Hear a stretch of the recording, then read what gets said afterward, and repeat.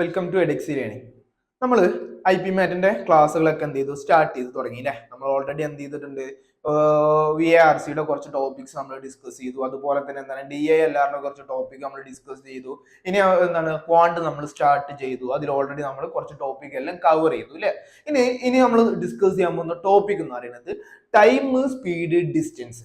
ഇവ മൂന്നിന്റെയും കണ്ടീഷൻസും അതുപോലെ എന്താണ് ഇതിന്റെ ടേമും ഇതിന്റെ കൺവേർഷൻ അല്ലെ, മീറ്ററിൽ നിന്ന് എങ്ങനെ കിലോമീറ്ററിലോട്ട് ചേഞ്ച് ചെയ്യുന്നു, അതുപോലെ എന്താണ് ഹവറിൽ നിന്ന് എങ്ങനെ സെക്കൻഡിലോട്ട് കൺവേർട്ട് ചെയ്യുന്നു, ഇനി ഇതിന്റെ ഇക്വേഷൻസ് എങ്ങനെയാണ് നമുക്ക് ഒരു ടൈമിന്റെ കാൽക്കുലേഷൻ കാണാം, അതുപോലെ സ്പീഡ് എങ്ങനെയാണ് കാൽക്കുലേറ്റ് ചെയ്യാം, നമ്മളെ ഡിസ്റ്റൻസ് എങ്ങനെയാണ് കവർ ചെയ്യുന്നത്, ആവറേജ് സ്പീഡും ആവറേജ് ഡിസ്റ്റൻസും ഒക്കെ എങ്ങനെ കാൽക്കുലേറ്റ് ചെയ്യാം, അതുപോലെ റിലേറ്റീവ് സ്പീഡ്, ഇങ്ങനെയുള്ള കാര്യങ്ങളൊക്കെയാണ് നമ്മൾ എന്ത് ചെയ്യുന്നത് ഇന്ന് ഡിസ്കസ് ചെയ്യാൻ പോകുന്നത്. നമ്മളുടെ IP മാറ്റ് എക്സാമിൽ ഇമ്പോർട്ടന്റ് ആയിട്ട് വരുന്ന ഒരു ടൈപ്പ് ഓഫ് സെക്ഷൻ ആണ് എന്ന് പറയുന്നത് ഈ ടൈം, ഡിസ്റ്റൻസ്, അതുപോലെ സ്പീഡ് എന്ന് പറയുന്നത്. കാരണം ഇതിൽ നിന്ന് എന്തായാലും മസ്റ്റ് ആയിട്ട് നമുക്ക് ഒരുപാട് ക്വസ്റ്റ്യൻസ് വരാൻ ചാൻസ് ഉണ്ട് എന്നല്ല, നിർബന്ധമായിട്ടും ഉണ്ടായിരിക്കുന്ന ഒരു ഏരിയ ആണ് ഈ ടൈം, സ്പീഡ്, ഡിസ്റ്റൻസ് എന്ന് പറയുന്നത്. ഇതിൽ നിന്ന് ഒന്നെങ്കിൽ നമ്മൾ റിലേറ്റീവ് സ്പീഡ് ബേസ് ചെയ്ത് വരുന്ന ക്വസ്റ്റ്യൻസ് ആവാം, അല്ലെങ്കിൽ ട്രെയിനിന്റെ ലെങ്ത്തും സ്പീഡും റിലേറ്റ് ചെയ്ത് വരുന്ന ക്വസ്റ്റ്യൻസ് ആവാം, ബോർഡ്സിന്റെ അപ്സ്ട്രീമും ഡൗൺ സ്ട്രീമും ബേസ് ചെയ്തിരുന്ന ക്വസ്റ്റ്യൻസ് ആവാം. ഇങ്ങനെയൊക്കെ എന്ത് ചെയ്യാം, നമുക്ക് പല ടൈമിൽ ക്വസ്റ്റ്യൻസ് വരാം. പക്ഷെ ഇന്നത്തെ നമ്മുടെ ക്ലാസ് എന്ന് പറയുന്നത് ഇതിന്റെ ഏറ്റവും ബേസ് ആയിട്ടുള്ള കാര്യങ്ങൾ മാത്രമാണ് ഡിസ്കസ് ചെയ്യുന്നത്. എങ്ങനെ നമുക്ക് ഒരു സിമ്പിൾ ആയിട്ട് ഒരു ടൈം അല്ലെങ്കിൽ അതിന്റെ ഡിസ്റ്റൻസ് എങ്ങനെ കാൽക്കുലേറ്റ് ചെയ്യാം, സ്പീഡ് എങ്ങനെ കാൽക്കുലേറ്റ് ചെയ്യാം എന്ന് മാത്രമേ നമ്മൾ എന്ത് ചെയ്യുന്നു ഇന്ന് ഡിസ്കസ് ചെയ്യാൻ പോകുന്നുള്ളൂ. ബാക്കിയുള്ള ക്ലാസ്സുകളൊക്കെ എന്താണ് നമ്മൾ ലൈവ് ആയിട്ട് നമ്മൾ എന്ത് ചെയ്യുന്നുണ്ട്, കൊടുക്കുന്നുണ്ട് അല്ലെ. ഡീറ്റെയിൽ ആയിട്ട് നമുക്ക് കാൽക്കുലേഷൻ ബേസ് ചെയ്തിട്ടും കൺസെപ്റ്റ് ബേസ് ചെയ്തിട്ടും എല്ലാ ക്ലാസ്സുകളും എന്താണ് നമ്മൾ ഡീറ്റെയിൽ ആയിട്ട് കൊടുക്കുന്നുണ്ട്. അപ്പോൾ അതൊക്കെ നമുക്ക് എന്താണ് വയ്യ വരുന്നതായിരിക്കും. അപ്പോൾ നമുക്ക് എന്ത് ചെയ്യാം, ഇനി നമുക്ക് നമ്മുടെ ക്ലാസ്സിലോട്ട് പോവാം. എന്തൊക്കെയാണ് ടൈം, സ്പീഡ്, അതുപോലെ ഡിസ്റ്റൻസ് എന്ന് പറയുന്ന ഈ ഒരു ടോപ്പിക്കിൽ നിന്ന് വരുന്ന ടേംസുകൾ, ഇക്വേഷൻസ് എന്ന കാര്യങ്ങളൊക്കെ നമുക്ക് ഡിസ്കസ് ചെയ്യാം. നമ്മൾ ഇന്ന് പ്രോബ്ലം കാര്യങ്ങളൊന്നും ചെയ്യുന്നില്ല, കാരണം നമ്മൾ ഇന്ന് സിമ്പിൾ ആയിട്ട് ഇതിന്റെ കൺസെപ്റ്റ് മാത്രമേ പറയുന്നുള്ളൂ. കാരണം അത്രയും ഇമ്പോർട്ടന്റ് ആയിട്ടുള്ള ഒരു ഏരിയ ആണ്. അതുകൊണ്ടാണ് നമ്മളത് ഡീറ്റെയിൽ ആയിട്ട് എന്ത് ചെയ്യുന്നത് ഒരൊറ്റ ക്ലാസ്സിൽ നമ്മൾ പറയുന്നത്. ഓക്കെ, അപ്പൊ നമുക്ക് ആദ്യം നമ്മൾ ഇതിന്റെ ബേസിക് ഫോർമുലാസ് ഒക്കെ അറിയണം. അപ്പോൾ നമുക്ക് എല്ലാവർക്കും അറിയാം അല്ലെ, ടൈം എന്താണെന്നില്ല എല്ലാവർക്കും അറിയാം, അതുപോലെ സ്പീഡ് എന്താണെന്നുള്ളത് അറിയാം, അതുപോലെ എന്താണ് ഡിസ്റ്റൻസ് എന്താണെന്നുള്ളത് എല്ലാവർക്കും അറിയാം. അതിന്റെ ഒരു ആ ടേംസ് എന്താണ് മീൻ ചെയ്യുന്നത് ഞാൻ എക്സ്പ്ലെയിൻ ചെയ്യേണ്ട ആവശ്യമില്ല അല്ലെ. ടൈം എന്ന് പറയുന്നത് എന്താണ്, ഞാൻ ഒരു ഡിസ്റ്റൻസ് കവർ ചെയ്യാൻ എടുക്കുന്ന ടോട്ടൽ ടൈമാണ്. അതുപോലെ തന്നെ ഞാൻ ഇത്ര സ്പീഡിൽ ഇത്ര ടൈം കൊണ്ട് പോകുമ്പോൾ ഞാൻ എത്ര കിലോമീറ്റർ കവർ ചെയ്യുന്നു എന്നതാണ് ഇതിന്റെ ഡിസ്റ്റൻസ് വരുന്നത്. ഇനി ഒരു 100 ഡിസ്റ്റൻസ് അല്ലെങ്കിൽ 100 കിലോമീറ്റർ ഞാൻ ഒരു മണിക്കൂർ കൊണ്ട് കവർ ചെയ്യണമെന്നുണ്ടെങ്കിൽ എത്ര സ്പീഡിൽ പോകണം എന്നുള്ള കാര്യങ്ങളാണ് നമ്മുടെ സ്പീഡിന്റെ കാര്യങ്ങൾ വരുന്നത്. ഇനി ഇതിനൊരു ഫോർമുല ടൈപ്പിലോട്ട് നമ്മൾ എന്ത് ചെയ്യുന്നു, കൺവേർട്ട് ചെയ്യുന്നു അല്ലെങ്കിൽ നോക്കുന്നു. അപ്പോൾ ഡിസ്റ്റൻസ് എന്ന് പറഞ്ഞു കഴിഞ്ഞാൽ നമുക്ക് തന്നിട്ടുണ്ട്, distance is equal to speed into time ആണ് അല്ലെ.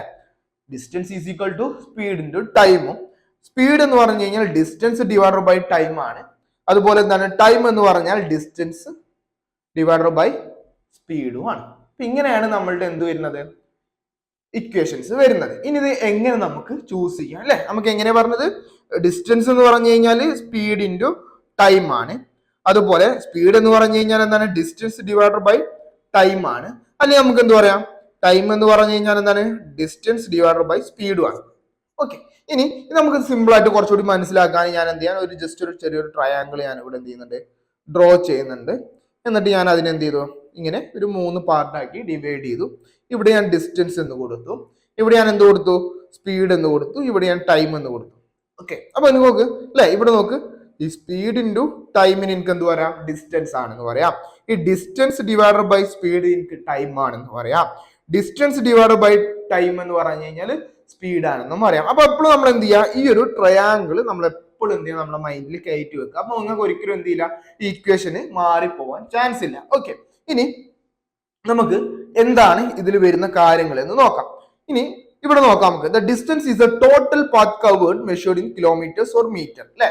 നമുക്ക് എന്താ പറഞ്ഞത്, നിങ്ങൾ ടോട്ടൽ ആയിട്ട് കവർ ചെയ്യുന്ന കിലോമീറ്റർ അല്ലെങ്കിൽ മീറ്ററിനെയാണ് നമ്മൾ ഡിസ്റ്റൻസ് എന്ന് പറയുന്നത്. ഇനി ടൈം ആണെന്നുണ്ടെങ്കിൽ എന്താണ്, ടൈം ആണെന്നുണ്ടെങ്കിൽ ഒരു ഹൗ ഫാസ്റ്റ് ഒബ്ജക്ട് മൂവ് അല്ലെ. നിങ്ങൾ എത്ര സ്പീഡിലാണ്, എത്ര ഫാസ്റ്റ് ആയിട്ടാണ്, വേഗത്തിലാണ് നിങ്ങൾ ഒരു ഒബ്ജക്ട് പറയുമ്പോൾ എന്തോ ആകട്ടോ അത് മൂവ് ചെയ്യുന്നത്, അതിനെയാണ് നമ്മൾ എന്ത് ചെയ്യുന്നത് സ്പീഡ് എന്ന് പറയുന്നത്.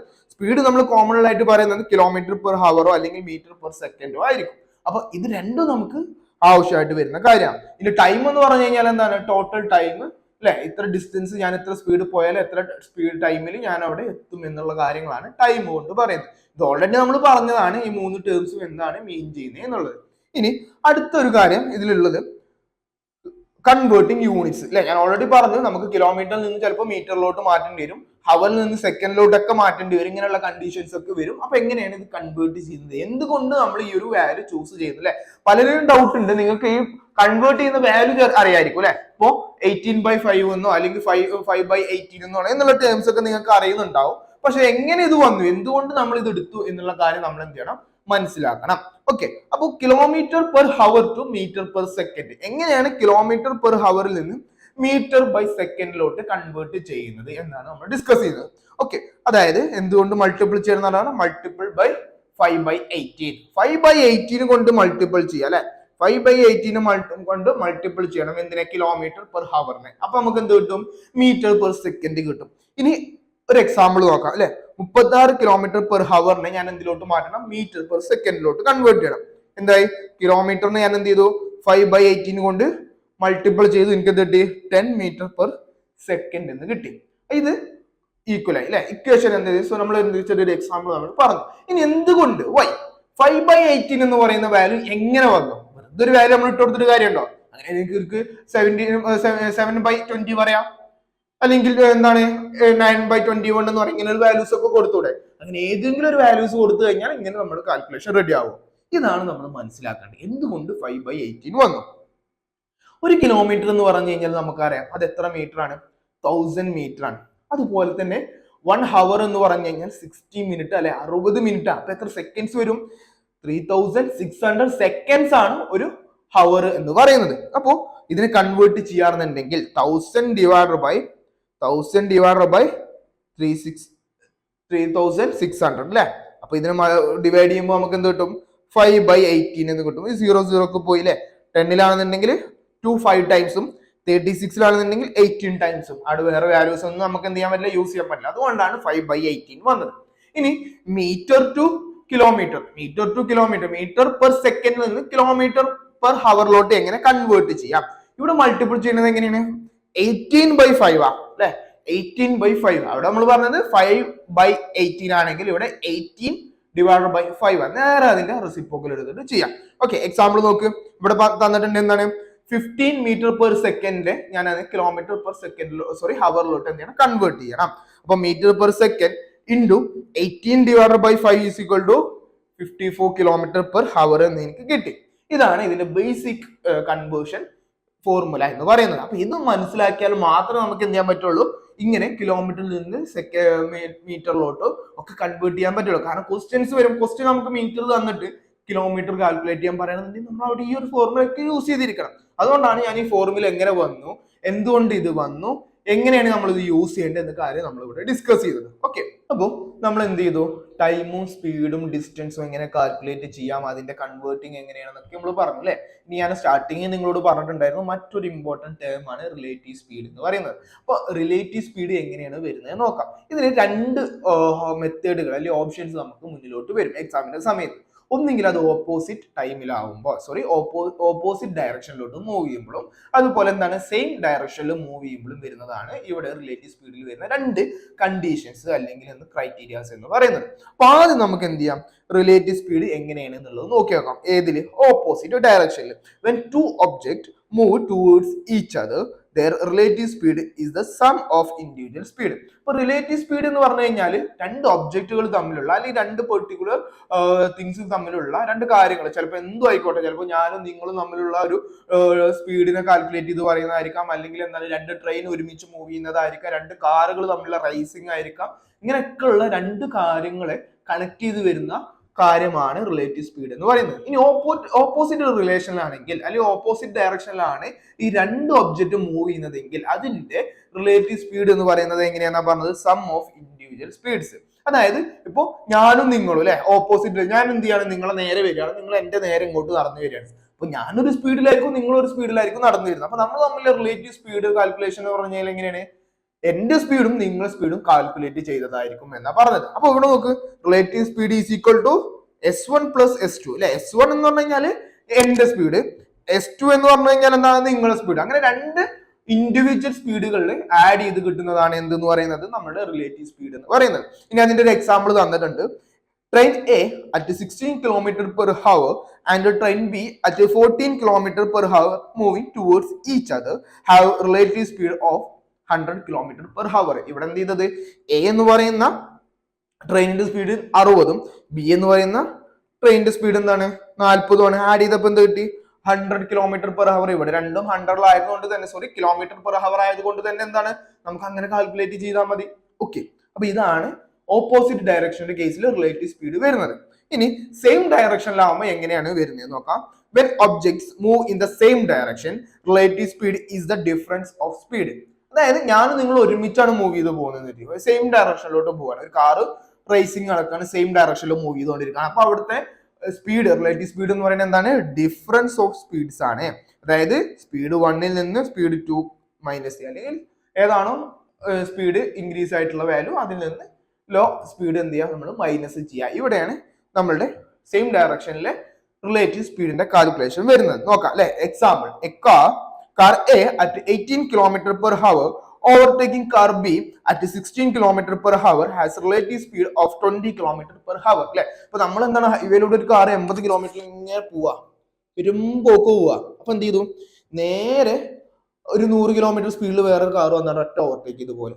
ഇവര് തമ്മിലുള്ള റിലേഷൻ അല്ലെങ്കിൽ റിലേറ്റീവ് സ്പീഡ് എന്ന് പറയുന്നത് എന്താണ്, 100 കിലോമീറ്റർ ഒരു കാറിനെ ഓവർടേക്ക് ചെയ്ത് പോയി അല്ലെ. അപ്പൊ അതിൽ നിന്ന് ഞാൻ എന്ത് ചെയ്യണം, 18 കിലോമീറ്റർ സ്പീഡ് പോകുന്ന കാറിന്റെ സ്പീഡ് മൈനസ് ചെയ്യണം. അപ്പൊ എന്ത് കിട്ടും, 20 കിലോമീറ്റർ പെർ ഹവർ എന്ന് കിട്ടും. ഇതാണ് റിലേറ്റീവ് സ്പീഡിന്റെ കേസ് വരുന്നത്. ഓക്കെ, അപ്പൊ ഇനി നമുക്ക് നോക്കാലെന്ന് പറയുന്നത് ആവറേജ് സ്പീഡിന്റെ കാൽക്കുലേഷൻ എങ്ങനെയാണെന്ന് നോക്കാം അല്ലെ. അപ്പൊ ആവറേജ് എന്താണ് നമുക്ക് ഓൾറെഡി അറിയാം അല്ലെ. അത് തന്നെയാണ് ഇവിടെ വരുന്ന ആവറേജും. അതിന്റെ സ്പീഡ് കാൽക്കുലേഷൻ, ആവറേജിന്റെ സ്പീഡ് എങ്ങനെ കാൽക്കുലേറ്റ് ചെയ്യാം എന്നാണ് നമ്മൾ നോക്കുന്നത്. ഇതൊരു ഇമ്പോർട്ടന്റ് ആയിട്ടുള്ള കാര്യമാട്ടോ. കാരണം നമുക്ക് ക്വസ്റ്റ്യൻ വന്നു കഴിഞ്ഞാൽ പല സ്റ്റുഡൻസ് എന്താണ് മിസ്റ്റേക്ക് ആയിട്ട് ചെയ്തു പോകുന്ന ഒരു ഫോർമുലയും കാര്യങ്ങളാണ് എന്തിനുള്ളത്, നമ്മൾ ആവറേജ് സ്പീഡിനുള്ളത്. അപ്പൊ നോക്കാം. Average speed is not simply the arithmetic mean of speeds അല്ലെ. ഇവിടെ എന്താ പറഞ്ഞിട്ടുള്ളത്, സാധാരണ ഒരു മീൻ കാൽക്കുലേഷൻ പോലെയല്ല ഇവിടെ നമ്മൾ ആവറേജ് സ്പീഡ് കാൽക്കുലേറ്റ് ചെയ്യുന്നത്. It's depend on the total distance and total time taken during the entire journey. ഒരു ടോട്ടൽ ജേർണിയിൽ നമ്മൾ എടുക്കുന്ന ടൈമിന്റെയും ടോട്ടൽ ഡിസ്റ്റൻസിനെയും ഡിപ്പെൻഡ് ചെയ്തിട്ടാണ് നമ്മുടെ ആവറേജ് സ്പീഡ് കാൽക്കുലേറ്റ് ചെയ്യുന്നത്. അപ്പോൾ ഇവിടെ 3 കണ്ടീഷൻസ് ഞാൻ പറയുന്നുണ്ട്. ഒന്ന് കണ്ടീഷൻ 1, കണ്ടീഷൻ 2, കണ്ടീഷൻ 3. ഈ 3 കണ്ടീഷനിലും എങ്ങനെയാണ് ആവറേജ് സ്പീഡ് കാൽക്കുലേറ്റ് ചെയ്യുന്നത് നോക്കാം. ഒന്നെന്ന് പറയുന്നത് ബേസിക് ഫോർമുല. ഇതിൽ ഏറ്റവും ബേസ് ആയിട്ടുള്ള കാര്യം എന്ന് പറഞ്ഞാൽ average speed is equal to total distance divide by total time അല്ലെ. Total distance divide by total time. അപ്പൊ ഞാൻ ഇവിടെ എത്ര ഡിസ്റ്റൻസ് കവർ ചെയ്തു, അത് ഞാൻ എത്ര ടൈം എടുത്തു എന്നുള്ളതാണ് ഇവിടെ ആവറേജ് നോക്കുന്നത്. ഓക്കെ, ഇനി അതിന്റെ ഈക്വൽ ഡിസ്റ്റൻസ് കേസ് അല്ലെ. ഈക്വൽ ഡിസ്റ്റൻസ്, ഈക്വൽ ആയിട്ട് അങ്ങോട്ട് പോയ അതേ കിലോമീറ്റർ എന്താണ് ഞാൻ തിരിച്ചും പോന്നിട്ടുണ്ട്. അതൊരു സെയിം കേസിൽ എങ്ങനെയാണ് വരുന്നത് നോക്കാം. Travelling equal distance at A different speed. ഞാനൊരു ഈക്വൽ ഡിസ്റ്റൻസ് ഡിഫറെന്റ് ആയിട്ടുള്ള സ്പീഡിലാണ് പോകുന്നതെങ്കിൽ, മൂവ് ചെയ്യുന്നതെങ്കിൽ എങ്ങനെ കാൽക്കുലേറ്റ് ചെയ്യാം എന്നാണ് നോക്കുന്നത്. Average speed is equal to 2 into S1. S1 എന്ന് പറഞ്ഞാൽ എന്റെ ഫസ്റ്റത്തെ സ്പീഡ് ഇൻറ്റു S2 എന്റെ second speed divided by first speed plus second speed ആണ് നമ്മളുടെ ആവറേജ് സ്പീഡ്. ഏത് കേസിൽ, ഈക്വൽ ഡിസ്റ്റൻസ് കവർ ചെയ്യുമ്പോൾ വരുന്ന കേസ് എന്ന് പറയുന്നത്. ഇനി ഈക്വൽ ടൈം കേസ്, ഈക്വൽ ടൈമിൽ എങ്ങനെയാണ് വരുന്നത് നോക്കാം. When travelling four equal times at different speed അല്ലെ. അതായത് എന്താ പറഞ്ഞത്, ഈക്വൽ ടൈമിൽ ഞാൻ ഡിഫറെന്റ് സ്പീഡിൽ മൂവ് ചെയ്യുകയാണെന്നുണ്ടെങ്കിൽ എങ്ങനെയാണ് വരുന്നത് നോക്കാം. Average speed is equal to S1 plus S2 അല്ലെ ഡിവൈഡഡ് ബൈ എന്താണ് 2. ഇങ്ങനെയാണ് നമ്മളുടെ 3 കണ്ടീഷനിലെ 3 ഇക്വേഷൻസ് വരുന്നത്. ഓക്കെ, അപ്പൊ ഇനി ഒരു കോമൺ മിസ്റ്റേക്ക് എന്താണ്, student often calculate 60 plus 40 divided by 2 is equal to 50 km per hour as average speed, but this is only correct when time period are equal.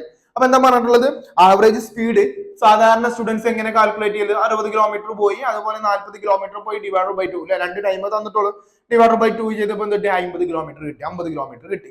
അത് ഏത് കണ്ടീഷനിൽ മാത്രമേ ശരിയാവുള്ളൂ എന്ന് പറഞ്ഞത്, when time period R equal. Time period equal ആവുന്ന കണ്ടീഷനിൽ മാത്രമേ എന്ത് ചെയ്യുള്ളൂ, ഈ ഒരു ഫോർമാറ്റ് അല്ലെങ്കിൽ ഫോർമുല എന്ത് ചെയ്യുള്ളൂ, നമുക്ക് റൈറ്റ് ആയിട്ട് വരുള്ളൂ. അല്ലാത്ത കണ്ടീഷനിൽ നമ്മൾ ക്വസ്റ്റ്യൻ അനുസരിച്ച് നമ്മൾ എന്ത് ചെയ്യേണ്ടി വരും, മാറ്റേണ്ടി വരും. എങ്ങനെ, ഈക്വൽ ഡിസ്റ്റൻസ് ആണെന്നുണ്ടെങ്കിൽ അവിടെ ഇക്വേഷൻ മാറില്ല. ഈക്വൽ ഡിസ്റ്റൻസ് വരുമ്പോൾ എങ്ങനെ പറഞ്ഞത്, 2 into S1 into S2 divided by S1 plus S2 എന്നുള്ള കണ്ടീഷനിൽ അല്ലെ.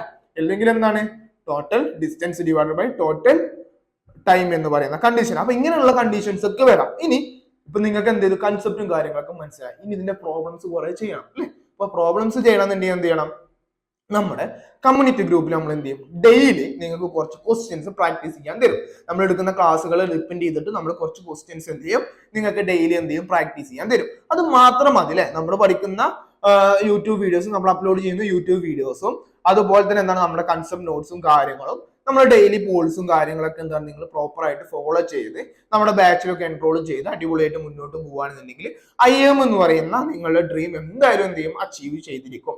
ഓക്കെ, അപ്പൊ നമ്മൾ എന്ത് ചെയ്യാൻ ആദ്യം ചെയ്യേണ്ട കാര്യം എന്ന് പറയുന്നത്, നമ്മൾ താഴെ തന്നിട്ടുള്ള ലിങ്കിൽ ജോയിൻ ചെയ്തിട്ട് നമ്മുടെ കമ്മ്യൂണിറ്റി ഗ്രൂപ്പിലോട്ട് കയറുക. എന്നിട്ട് അതിന് ഞാൻ എന്ത് ചെയ്യും, ഡെയിലി നമുക്ക് എന്ത് ചെയ്യാം, ഓരോ ക്ലാസ്സുകളുടെ ലിങ്കും അതുപോലെ തന്നെ പോൾസും ഒക്കെ എന്ത് ചെയ്യും, ഞാൻ ഷെയർ ചെയ്ത് തരും. അത് നിങ്ങൾ എന്ത് ചെയ്യുക, കറക്റ്റ് ആയിട്ട് ഫോളോ ചെയ്യാം അല്ലെ. അതുപോലെ തന്നെ എന്താണ് സ്റ്റഡി മെറ്റീരിയൽസ് ഉണ്ടായിരിക്കും, അതുപോലെ സ്റ്റഡി പ്ലാനർ ഉണ്ടായിരിക്കും അല്ലെ. നിങ്ങൾക്ക് ഒരു സ്റ്റഡി പ്ലാനർ ഉണ്ടായിരിക്കും. അതൊക്കെ ഞാൻ എന്ത് ചെയ്യും, പ്രൊവൈഡ് ചെയ്യുന്നതൊക്കെ നമ്മുടെ കമ്മ്യൂണിറ്റി ഗ്രൂപ്പിലായിരിക്കും അല്ലെ. എല്ലാവർക്കും എന്ത് ചെയ്യാൻ പറ്റും, കിട്ടുന്ന കാര്യങ്ങളായിരിക്കും അതൊക്കെ. അപ്പൊ നിങ്ങളൊക്കെ എന്ത് ചെയ്യുക, യൂട്ടിലൈസ് ചെയ്തിട്ട് പഠിക്കാം.